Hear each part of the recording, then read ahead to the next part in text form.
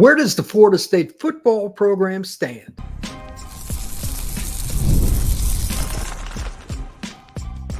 You are Locked On Seminoles, your daily podcast on the Florida State Seminoles. Part of the Locked On Podcast Network, your team every day. Welcome back into Locked On Seminoles. I am your host, Brian Smith. Thank you for making this your first listen each and every day. I truly appreciate you stopping in to talk some Noles football with me. Today's show is brought to you by FanDuel. Place your first $5 bet and you'll receive $200 in bonus bets guaranteed. Visit FanDuel.com to get started. Where does the Florida State football program stand in your eyes? Today's show, I want to do this a little bit backwards.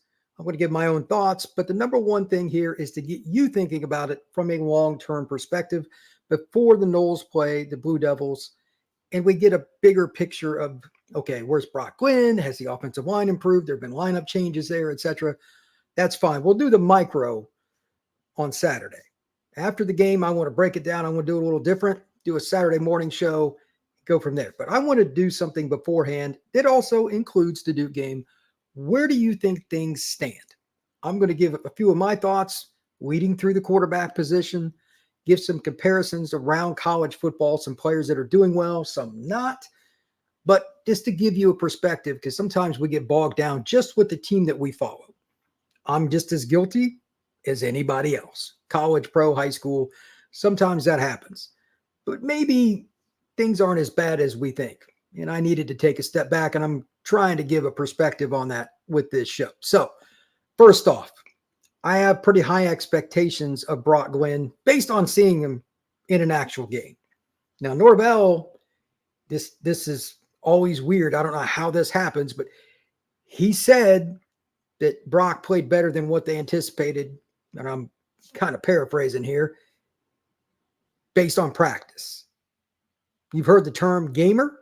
Sometimes guys just make plays and it's not really explainable. It could be baseball, could be lacrosse, could be football, could be basketball. Doesn't matter the sport. Maybe Brock is that guy.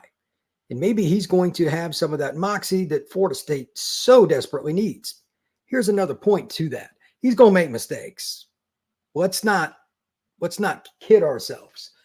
But I went through and I did a list of quarterbacks that are either freshmen, sophomores, or redshirt freshmen that are starting at some of the better programs around college football, or they've played quite a bit. All right, when they go in and out of the lineup, it impacts the team. Before I did this pod, just to make sure I didn't miss anything, I saw a couple things. Leavitt, the quarterback at Arizona State, young guy, he's out of the lineup. It made one of the headlines for ESPN. Anytime you lose a quarterback, I don't care who he is, because they're getting all the reps. It's who the receivers and tight ends are used to, etc. It's difficult to replace him. But with that being stated, there's still a lot of freshmen that have done some good things. Here's just the way. There's no particular order here, by the way. Michael Van Buren, Mississippi State, freshman. They're terrible. But they scored 31 this past week against Georgia. I'm sure many of you saw the goofy video of Kirby pushing Van Buren, which is completely off kilter for him. But whatever the case may be, that's a program that needed a spark, and they found it at a freshman position that you don't normally have. That's quarterback. You see freshmen at running back. You see freshmen at receiver, DB. Those are the primary. You get a little bit beyond that, pass rusher just on third downs. Quarterback is hard. He is their starter. It's interesting how they've kind of changed, and they've gotten better at least with Van Buren in the lineup. Of course, you got Brock Glenn. We were all calling for Florida State to make a change at quarterback at some point in the first 5 games. It was different times for me than other people. I defended it for the first 3 because it's so hard to play redshirt freshmen. But DJ was bad. Eventually, I'm like, okay, he's at minimum got to play. And they were stubborn about it. Well, DJ got hurt, and now they didn't have any choice, and it's pretty obvious Florida State screwed up. They didn't evaluate the position properly for whatever reason.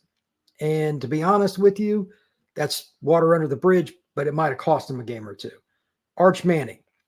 Obviously, Quinn Ewers has been banged up. It's Arch Manning. I get it. But he came in and made plays. They've got hope beyond this year. I mean, Texas might win the title. But if you have a young quarterback, it gives life to the program, and he kind of saved them. He might be as good, if not better, than Quinn. So they're obviously in a great spot. Here's one that nobody saw coming. Eli Holstein went to Bama, didn't work out. played there or stayed there for 1 year, transfers to Pitt. He's immediately the starter. He's got some pretty good numbers. He's a reason that Pittsburgh is one of the better teams in the ACC on offense, at least potentially. They dropped off a little bit here, but that's an important player.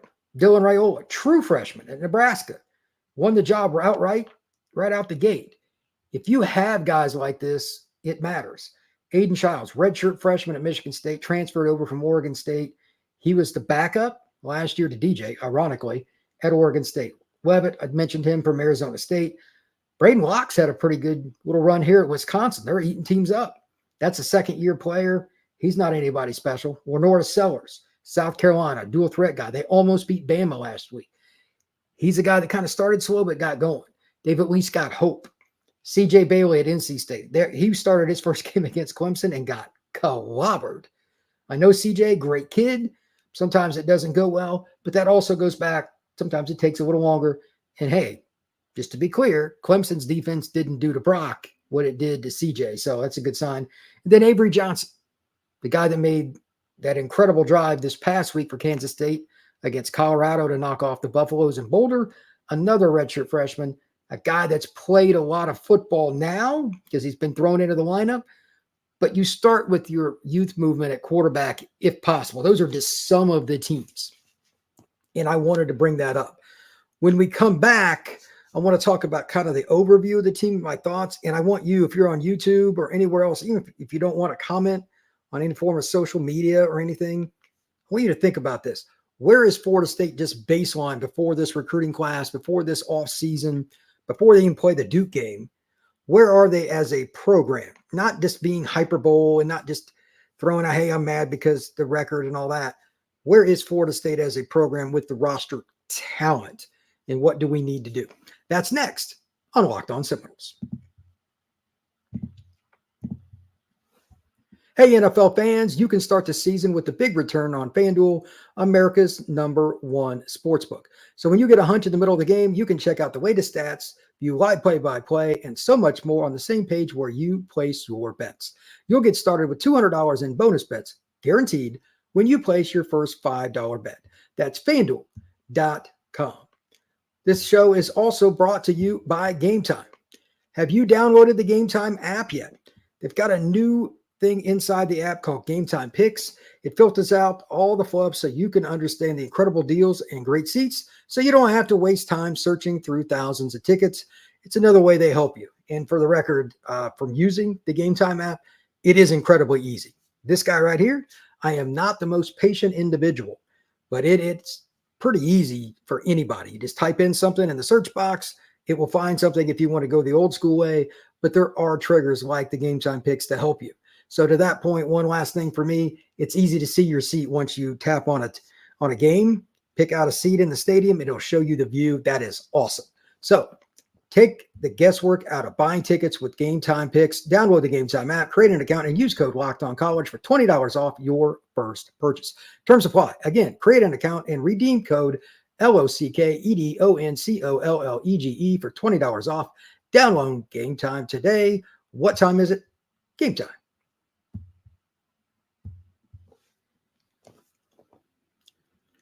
So where do you think Florida State's football program stands? I want to keep this fairly short because I just really want you to think about that. This Duke game is very big for the program. They got Miami coming up. They don't want to lose another game, obviously, and they need a little momentum, especially for a young quarterback, especially if he can be the one that gets them over the hump in what should be, quite frankly, a tight game. We'll talk about that in just a sec. But again, big picture first.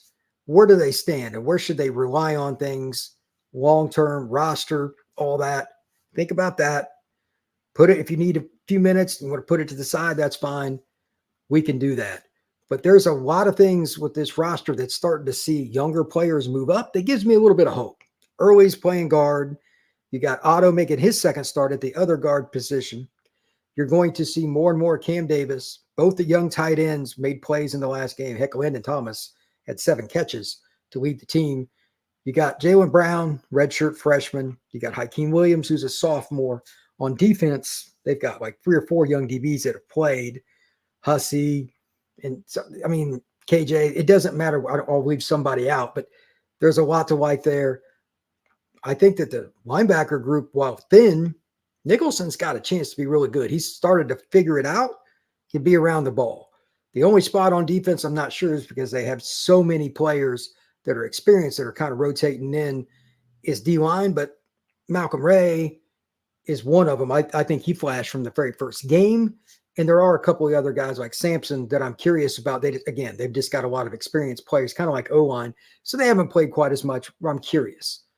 So again, are you at any one point with the Florida State program, or do you not know because of the record?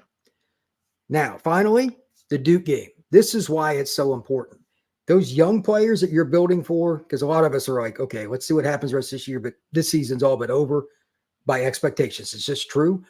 We want to see the young guys so they make good plays and they're able to go out and prove it on national TV. There's not going to be much else on college football wise. They have a good game and beat Duke on the road. Can you imagine what that's going to do for this roster? Not just the young guys, the older guys will be happy for them too, but they're going to be more involved. Maybe that'll create better chemistry. And then, of course, again, Brock being the quarterback, that's important. He needs to see what victory is like before they go down to Miami Gardens. I think that is huge for the Florida State program. Please make sure if you're on the YouTube channel watching this or you watch anything later on, if you want to make a comment at Locked On Seminoles on my X handle, it's at LO_Seminoles. I would love it to hear what you have to say. I'm very curious, but this is a really important game. They need to show up and they need to show out. So with that, thank you very much for making Locked On Seminoles your first listen each and every day. I truly appreciate it. I love to talk Seminoles football and what's going on in college football. So make sure that you check it out each and every day. Also, check out my guys, Alex Dono and Kenton Gibbs over at Locked On ACC. They're good dudes, and they got a lot of stuff going on with all the previews. It's a lot of fun. So everybody have a good one, and I will see you on Saturday.